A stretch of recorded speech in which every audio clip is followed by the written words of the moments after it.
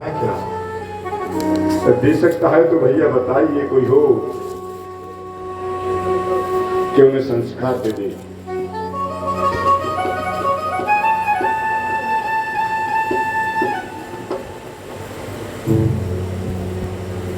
जब बच्चा उद्यम मचाता है तो बड़े उससे कहते हैं कि उद्यम मत मचाइए, शांत हो जाइए, चुपचाप बैठ जाइए। और जब बड़े ही करने लगे तो उनसे कौन कहेगा? बच्चे कहेंगे तो उन्हें अच्छा लगेगा क्या? पर अब बच्चों को कहना पड़ता है। फिर कहती हैं कि तू मेरी माँ है, मैं तेरी माँ हूं, तू मेरा बेटा है और मुझे शिक्षा दे रहा है। बच्चा शिक्षा देता है, माँ को गलत नहीं देता है। फिर कहती है मेरा बेटा मुझसे इस तरह कहता है, कहीं तक गलत भी नहीं है बेटा वो कहना। बात करनी है घर पे खूब कीजिए। अवस्था आपकी बातें पंचायत करने के लिए, भगवान का भजन करने के लिए माला उठा करके भजन कीजिए। उस मुंह में क्यों पड़े हुए हो? तो क्या कर रहा है, क्या हुआ था, क्या नहीं हुआ? अरे कल मर जाओगे तो कौन पूछेगा तुम्हें? कौन किसका देखोगे तुम जाकर के कि घर पे क्या हो रहा है? अरे अभी से त्याग दो। प्राण निकलते समय तड़पो तो नहीं कि मेरा भैंस त्याग देती है, कि मेरा बेटे ने आज खाना नहीं खाया, कि स्कूल नहीं गया, कि उसका व्यवहार नहीं हुआ। इन चीजों से मुक्त हो जाएगी। अब कथा आ जाती है बहुत ही सत्य की तरफ, जहां सत्य की जीत होती है, हमेशा सत्य की कभी हार नहीं होती है। तो सत्य को अपने जीवन में धारण कर लीजिए, आपका कोई वाल वाका नहीं कर पाएगा। राजा इक्ष्वाक थे,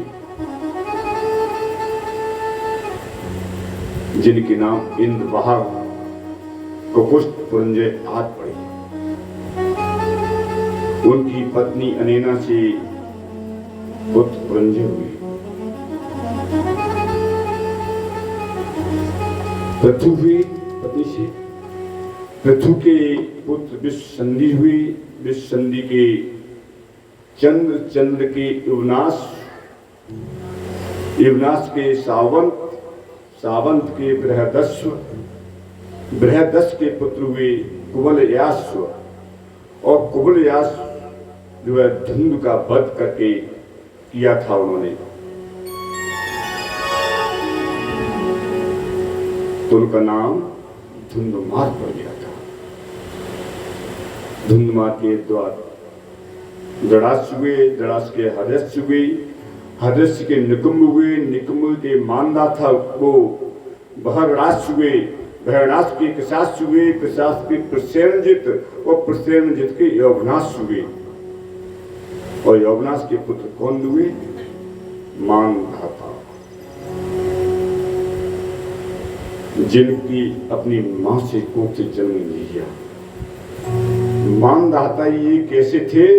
जो पिता के गर्भ से उत्पन्न हुए थे, पिता की कोख को बाहर करके निकाला गया था, अंतर शरीर मां की कोख से जन्म लिए। और उन्होंने 1008 देवालय बनवाए थे। मानदाता संकल्प था कि हर गांव गांव में 1000 स्थानों पर 1008 देवालय बनवाने का। उन्होंने देवालय बनवाए। अब जन्मेजय जी इधर पूछते हैं व्यास जी से, अगस्त जी कार्तिकेय से पूछते हैं, और सूर्य जी से स्वर्णकात पूछते हैं कि हमारी ये समझ में नहीं आता है, माता की गर्भ से तो पुत्र पैदा होता है, पर पिता की तो मैं कभी नहीं सुना। ये कैसे हो गया? ये हमें आप बताएं थोड़ा सा। और पिता का पेट फाड़ करके निकाला गया, ये कुछ हमको भारी ना है मन में, इसके बारे में आप हमको बताएं थोड़ा। तो ऋषि कार्तिकेय जी, सौदूत जी और व्यास जी कहते हैं, हे जन्मेजय, यौवनाश से एक अच्छी राजा थी, उनकी 100 रानियां थी यौवनाश, पर उनके कोई पुत्र नहीं था, संतान नहीं थी। इसीलिए बहुत ही ज्यादा वो परेशान रहा करते थे कि कैसे हो। तब ब्राह्मण आदों को बुलाया कि अब किसी भी तरह से हमारी संतान होनी चाहिए। तो उन्होंने का अनुष्ठान उठाया। अच्छा ये बताइए कलश क्यों उठाते हैं? कलश कभी खाली नहीं होते, कलश में जल भरा जाता है, उन देवताओं का आह्वान किया जाता है, देवता प्रसन्न होकर के वरदान देते हैं। तो जैसे हमारे यहाँ प्रधान कलश रखा हुआ है, इसी तरह प्रधान कलश की स्थापना की गई थी यज्ञ में। वैसे यजमान को वही सोना चाहिए, यज्ञशाला में ही यजमान को, आचार्यों को सोना चाहिए। हाँ, विधान दिया गया। तो यवनाश भी वही सोए हुए थे। एक दिन कलश में जल भरे हुए थे, कलश भरे हुए रखे थे, और कलश सब बाहर रखे, प्रधान कलश में रखा हुआ था। जी ने तो कहा है आपसे कि कलश उठाते हैं तो कलश को पूजा डेली करनी चाहिए, तभी वो फलदायी होगा, अन्यथा नहीं होगा। और कलश अपना स्वयं लेके आना चाहिए, जब उठाते तो लेके आना चाहिए। परंतु आज हर व्यक्ति कलश लेके नहीं आ सकता है, तो जहां कलश की स्थापना कराई जाती है तो एक साथ ले लिए जाते हैं और उसकी कीमत ले ली जाती है। यदि आपने कीमत नहीं दी है तो कलश उठाने का आपका फल नहीं है, और उस कलश को आप अपने घर लेके नहीं जा सकते। यदि आप कलश बाहर लेके जा रहे हैं और कलश की कीमत नहीं दी तो आप पाप के भागी हो जाएंगे वहां पर। इसलिए कलश उठाने के लिए, कलश उठाने वाले को घर ले जाना तो उसका कीमत दे देनी चाहिए, और कलश अपने घर में ले जाएगी ताकि वो देवताओं का वास है, और जहां रख देंगे देवताओं का वास है, आपको असुख नहीं आएंगे। यहाँ पर आपके घर में बीमारी नहीं होगी, महामारी नहीं फैलेगी और कष्ट नहीं होंगे। यदि किसी को कोई भूत प्रेत की बाधा आ जाती है, कोई परेशान होता है, उस जल से उसको स्नान करा दिए देवता का स्मरण करके, वो ठीक हो जाएगा। तो यवनाश ने यह किया, सो रहे थे, रात को प्यास लगी, प्रभु की देन है, प्यास लगी, उन्होंने कहां जाऊंगा, क्या करूंगा? तो जो कलश रखा था वो कलश का ही जल पी गए। ब्राह्मण ने देखा, समापन की ओर गया कि जल तो है नहीं, इसमें जल कहां गया? तो बोला मुझे प्यास लगी तो मैंने पी लिया। तो बोले कि राजन अब क्या किया जाए, प्रभु के विधाता का तो लिख के है, लेख उसे कोई मिटा नहीं सकता है। तो बोले क्या कि अब पुत्र का जन्म तुम्हें ही देना पड़ेगा। इसी में हमने सब आह्वान किया था, इसी जल के माध्यम से मैं आपको संतान की उत्पत्ति कराना चाह रहे थे, और वो जल आपने पी लिया है, तो ये आपके ही पेट में अब पुत्र होगा। समय हुआ, यवनाश का पेट बढ़ने लगा। समय आता है तो वैद्यों को बुला करके उनकी कोख को फाड़ करके उसमें से पुत्र को निकाला। भाई पुत्र को तो निकाल लिया, अब प्रभु ने सृष्टि में ऐसा रच दिया है कि माँ की कोख से बच्चे का जन्म ले लेना है तो उसके खान पान की व्यवस्था माँ को ही करनी है, तो उसके आंचलों से होता है। अब पिता के आंचलों में दूध तो आने से रहा, अब बच्चा जन्म लेते ही रोने लगा और रो रहा है खूब, तो क्या की जाए? तो प्रधान देवता उस यज्ञ के इंद्र थे, जो पुत्र को देने वाले थे। तो जो पिता है, पिता हुए, जो देने वाला पिता हुआ, वहां पर देने वाला दाता हुआ। उन्होंने कहा कि बेटा तो मेरा ही है, अब रो रहा है कैसे सुनूं? जब पुत्र रोता है तो माँ चुप करती है, नहीं चुप होती, तो पिता नाराज होता है, क्यों रो रहा है, चुप नहीं कर सकती है, तो अपनी देखा में लगी हुई, ये हो जाएगा, बेटे को नहीं दिख रही है। पिता बहुत घबराता है, माँ को डांट देता है वो। तो इंद्र को घबराने लगे, क्या किया जाए? तो इंद्र लेकर के अपनी उंगली उसके मुंह में देते हैं और कहते हैं बेटा रुदन मत कर, मां धाता धाता धाता, चुप्पो चुप्पो, रो मत, रुदन मत कर तू, और मेरी उंगली से दुग्ध पान कर, अमृत रूपी दुग्ध पान कराते हैं। इसलिए उनका वो रुदन कर रहे, वो चुप कर रहे थे, मान धाता उनका नाम वहां पड़ जाता है। मानधाता की पत्नी थी शशबिंदु की पुत्री बिंदुमती। बिंदुमती के दो पुत्र हुए, एक तो हुई मुचकुंद, जो आपने सुना होगा मुचकुंद की कहानी। बहुत बड़े ऋषि, अच्छे ऋषि हुए, समाधि लगा के बहुत बैठे रहते, लेटे रहते थे, और जाकर घर का त्याग करके जंगल में चले गए। दूसरे पुत्र हुए पुरकुत्स। अब पुरकुत्स से इनकी वंशावली आगे चलती है। पुरकुत्स से हुए अरण्य, अरण्य के हुए बृहदस्व, बृहदस्व हुए हृदयस्व, हृदयस्व हुए तिंद्वा और तिंद्वा के हुए अरुण, और अरुण के पुत्र हुए सत्यव्रत, जो एक स्वेच्छाचारी था, जो इच्छाओं से करने वाला। ये सब भक्त थे भगवान के, परंतु सत्यव्रत ही नहीं थे। पता नहीं कहां से उनके संस्कार इतने।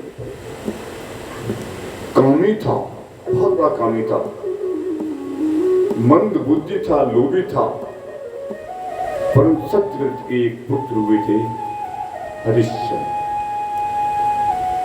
वो बहुत धर्मात्मा। कहते हैं कभी तो धर्मात्मा का पुत्र दुष्ट होता है और कोई दुष्ट के पुत्र बहुत धर्मात्मा हो जाते हैं, अपने परिवार की रक्षा करने वाले होते हैं। सत्यव्रत ने, कहानी चलती है एक जगह, सत्यव्रत ने एक बार कोई ब्राह्मण की पुत्री की शादी हो रही थी, ब्राह्मण पुत्र के साथ, तो उसकी पत्नी का वैश्यकरण कर लिया, मंडप से ही कर लिया। ब्राह्मणे पढ़ रही है और ब्राह्मणे पढ़ने के पश्चात ही ब्राह्मण पुत्र की पत्नी का अपहरण वैसे कर लिया।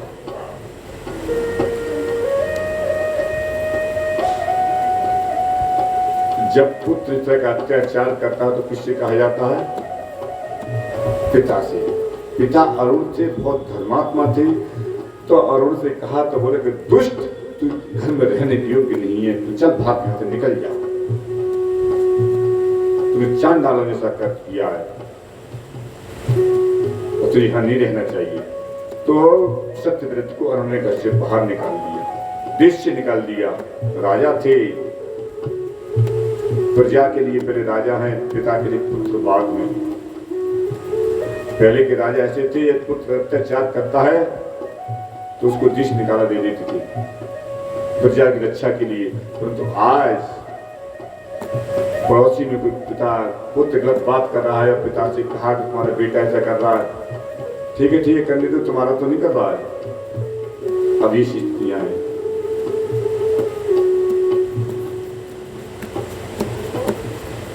हम लोग भी कोई खेलते थे तो किसी को मार देते थे तो हमारे पड़ोसी अड़ोसी पड़ोसी गांव वाले हमको खूब डांटते थे, पर हम घर नहीं कहते थे कि हमको डांटा है, क्योंकि हमने कह दिया हमने डांटा है तो भी हमारे माता पिता दादा दादी हमको डांटेंगे, उन्होंने ठीक डांटा है तो गलत नहीं डांटा है। परंतु आज माता पिता एक बार को नहीं जाए पर दादी पकड़ के उसका हाथ और भक्ति भी चली जाएगी, खुद चल नहीं पा रही हो, डंडा हाथ पकड़ लेगी, मैं चलती हूँ जा, खुद गिर जाएगी पर लेके जाएगी, कैसे मैं मारा मेरे बेटे को। तो नींद कौन बिगाड़ रहा है? हम ही बिगाड़ रहे हैं बच्चों को। तो अरुण ने सत्यव्रत को घर से देश निकाला दे दिया और कहाँ रहने लगा? जंगल में जाकर के रहने लगा अरुण। और जंगल में कौन रह रहे थे? उसमें चांडाल रहते थे। तो चांडालों का साथ मिल गया, चांडालों का साथ मिलने से संगत का स्वभाव मिल गया, दुष्कृति थी तो चांडाल ही हो गया। अब पुत्र के कल्याण की कामना से राजा अरुण ने तप किया, बेटे की कल्याण के लिए बाप बहुत कुछ कर देता है, अपना सारा जीवन नौछावर कर देता है, तो बेटा बाप के लिए कभी नहीं सोचता। तप किया। अधर्म के इधर क्या होता है, जब बेटे ने अधर्म किया तो अकाल पड़ेगा, तो तप किया, तब अकाल इतना बड़ा 12 वर्ष तक, 12 वर्ष तक अकाल पड़ा, कहीं कोई बरसात नहीं हुई, कहीं कुछ नहीं हुआ, इंद्र ने एक बूंद जल नहीं गिराया नीचे। इधर विश्वामित्र भी कहीं तपस्या करने के लिए चले गए थे, तो उनका पुत्र था, एक बच्चे थे विश्वामित्र के, इन्हीं विश्वामित्र ऋषि के। राज छोड़ करके चले गए जंगल में, जंगल में गंधर्व कन्याओं से विवाह भी किया इन्होंने, तो उनके पुत्र हो गए थे।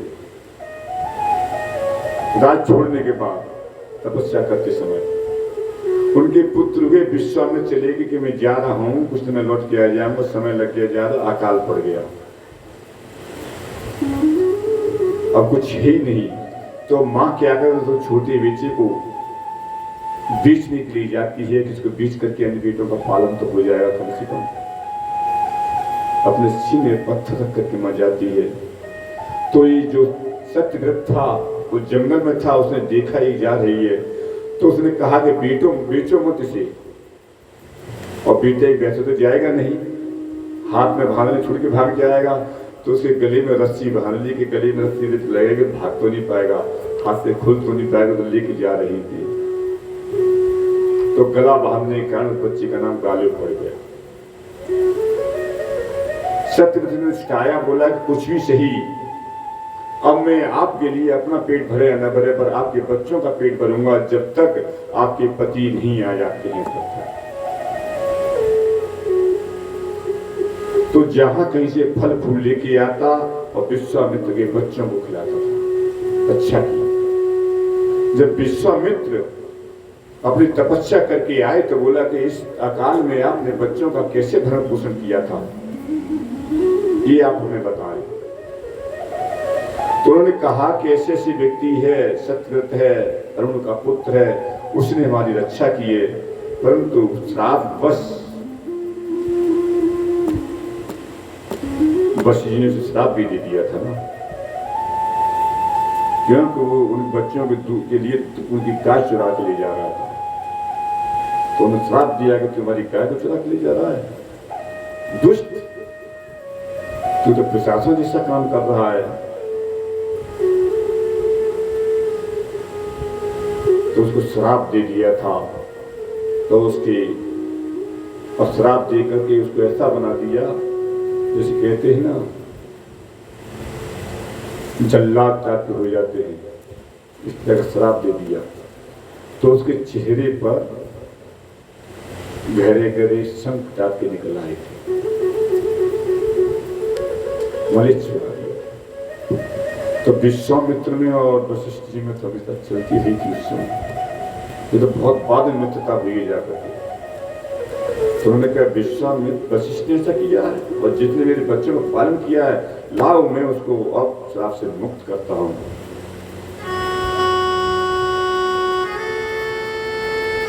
उसके पास जाते हैं, अनुष्ठान आदि उठवाते हैं, परंतु पूरा उसका धन लेने के लिए कोई ब्राह्मण नहीं जा रहे थे। तो विश्वामित्र ने ही यज्ञ का अनुष्ठान उठाया और पूछा क्या चाहते हो त्रिशंकु। तो त्रिशंकु नाम पड़ गया था उसका, शंख पे, उसके चेहरे पे यहाँ तक शंख निकलता पे निकल आए, उसका नाम त्रिशंकु पड़ गया। उसने कहा कि मैं स्वर्ग लोक में जाना चाहता हूँ। तो उन्होंने उसको देवी का शक्ति बीज मंत्र दिया, मंत्र से आराधना कराई और स्वर्ग लोक को भेजा। इंद्र ने कहा कि दुष्ट पापी है और स्वर्ग लोक में विश्वामित्र भेजना चाह रही है, ये तो अनर्थ हो जाएगा। तो उन्होंने लेकर के स्वर्ग लोक में जाते ही धकेल दिया, जाने नहीं दिया, धकेल दिया और ऋषि को भेज दिया। तो वहां से आवाज लगाने लगा, ऋषिवर बचाओ बचाओ, मैं मरा, अब नीचे भी नहीं आ रहा, ऊपर आ रहा, वो अधर में लटकाया था सब। विश्वामित्र ने लेकर के उसकी स्थापना करना चाहिए, दूसरे स्वर्ग की स्थापना करता हूं मैं। देवताओं ने कहा कि शांत रहिए, इसको नीचे ले जाइए, शुद्ध कीजिए, उसके बाद स्वर्ग लोक आएगा। ये अभी नहीं समझाया। विश्वामित्र जी मान जाते हैं और उसे हवन यज्ञ करने के लिए देते हैं। जब उसने हवन यज्ञ किया, तर्पणाद किया, जब का ब्राह्मणों को दान देना चाहा तो ब्राह्मणों ने दान लेने से मना कर दिया, हम तुम्हारा दान नहीं दे सकते। जब इतना रुष्ट हुआ तो भगवती का स्मरण किया उसने और भगवती की आराधना करने लग जाता है। तब भगवती प्रसन्न होती हैं और उसको वरदान देती हैं। उसको जब उसको वरदान देती हैं कि जा तेरा एक कोढ़ सांप से मुक्त हो जाएगा, बुद्धिमान हुआ। अब उसके जो देवी जी का वरदान मिल गया तो इस तरह कृत्य करना बंद कर दिया। फिर अरुण उसे लेके जाते हैं वापस और उसे फिर राजा बना दिया जाता है। और राजा बनने के पश्चात तपस्या करने के लिए अरुण चले जाते हैं जंगल में। फिर उसने इसी तरह की स्वर्ग जाने की इच्छा प्रकट की। वशिष्ठ ने कहा, शरीर सहित स्वर्ग लोग नहीं जा सकते हो, तुम बार बार इस तरह कृत्य करते हो, जाइए हट जाओ। वो नहीं मानते, हट करने लग जाता है। यज्ञ करने के लिए बहुत कहा, वशिष्ठ ने मना कर दिया कि मैं इस तरह का यज्ञ नहीं कर सकता हूं। जब नहीं माना चांडाल होने का फिर श्राप दे दिया। फिर चांडाल हो जाता है और चांडाल हो जाता है तो भाग जाता है, जंगल में छिप जाता है और हरिश्चंद्र को राज दे दिया जाता है। हरिश्चंद्र राजा बन जाते हैं। उस समय हरिश्चंद्र राज करने लगते हैं। राज अच्छा चल रहा है। अब देखिए खेल कहां जा रहा है। दुष्ट था उसका तो कुछ नहीं बिगड़ा, और कहां जा रही है कहानी।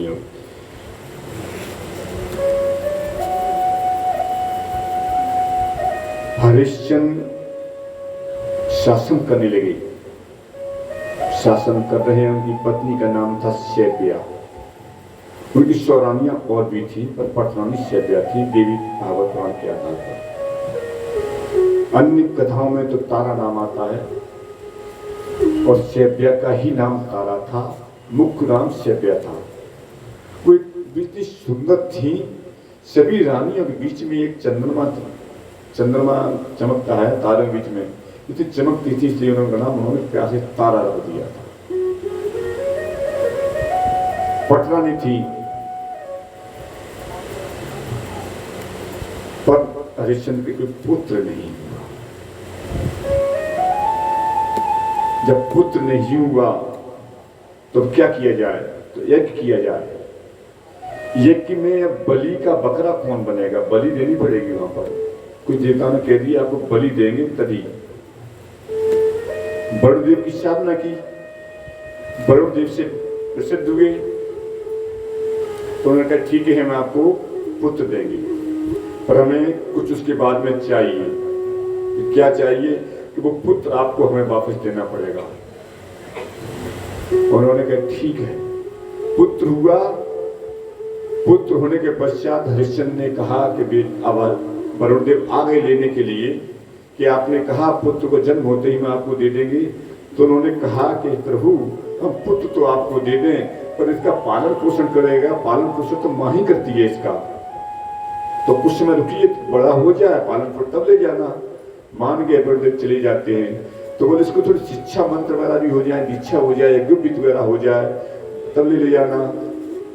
इतना करते करते समय बीत गया और पुत्र जो है बड़ा हो जाता है और उसको मालूम हुआ कि मुझे वरुणदेव को दिया जाएगा।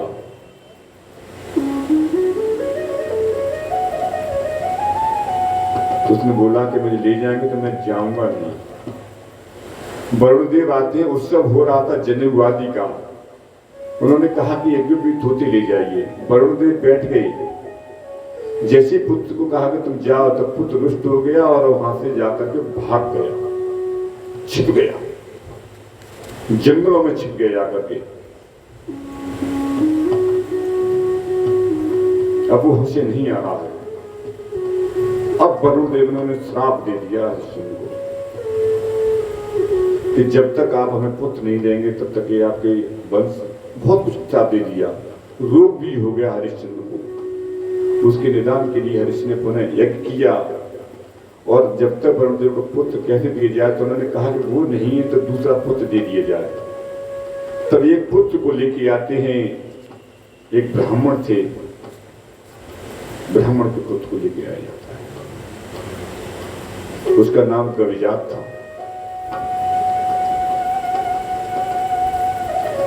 पुत्र को लेके आया जाता है।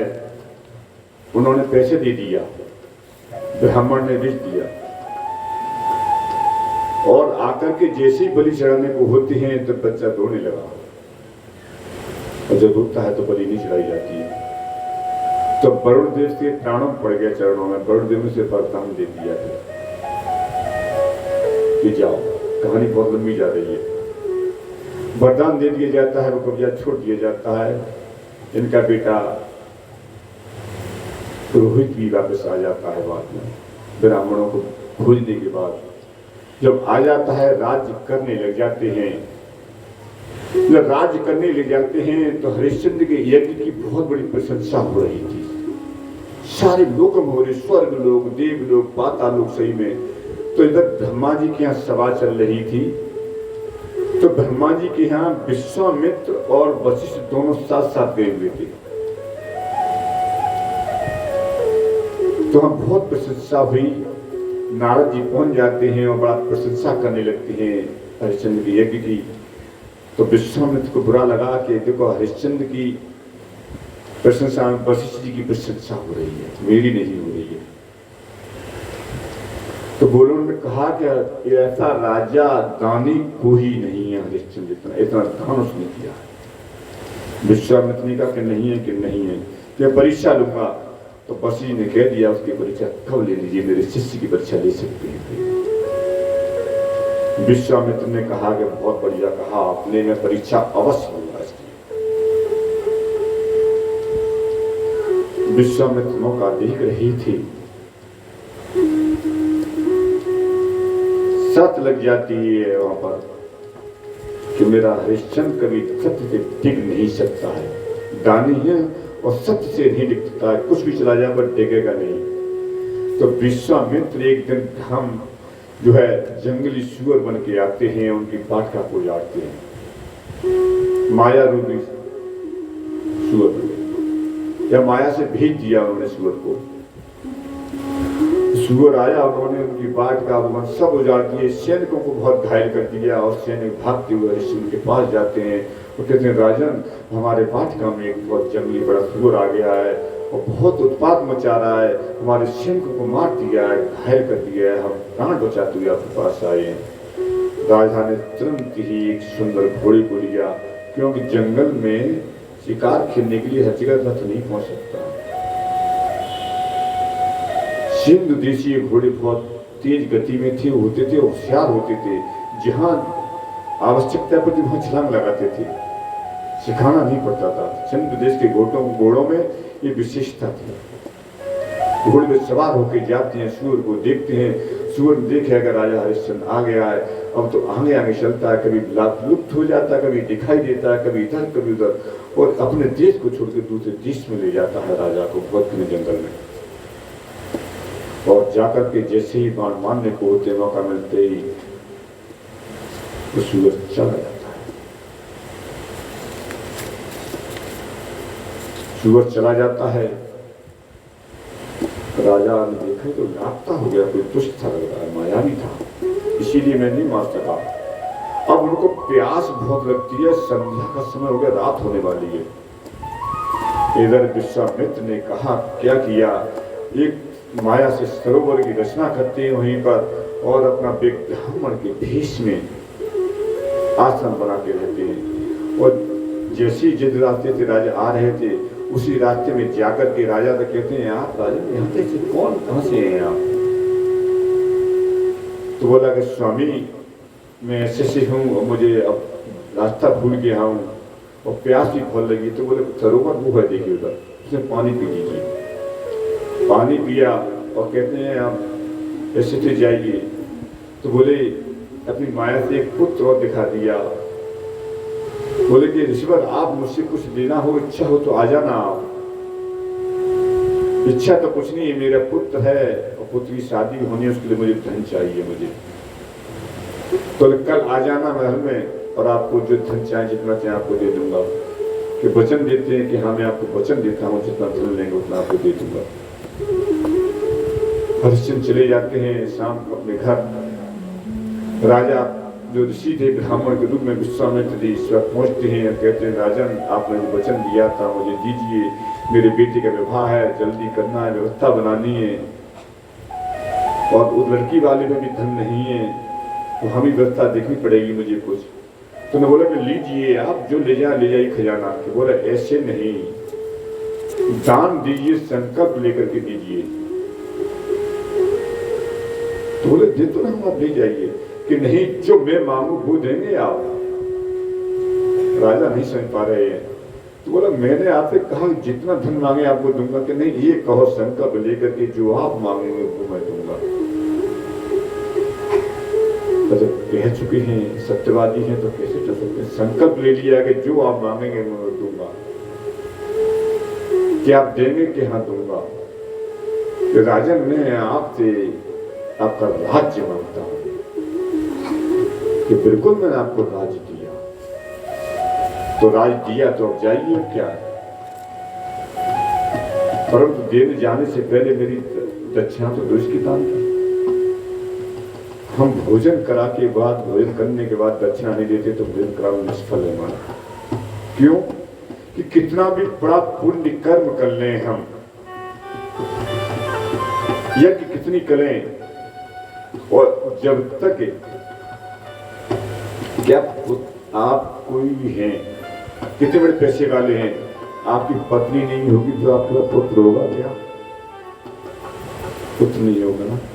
तो यज्ञ की पत्नी कौन है। दक्षिणा।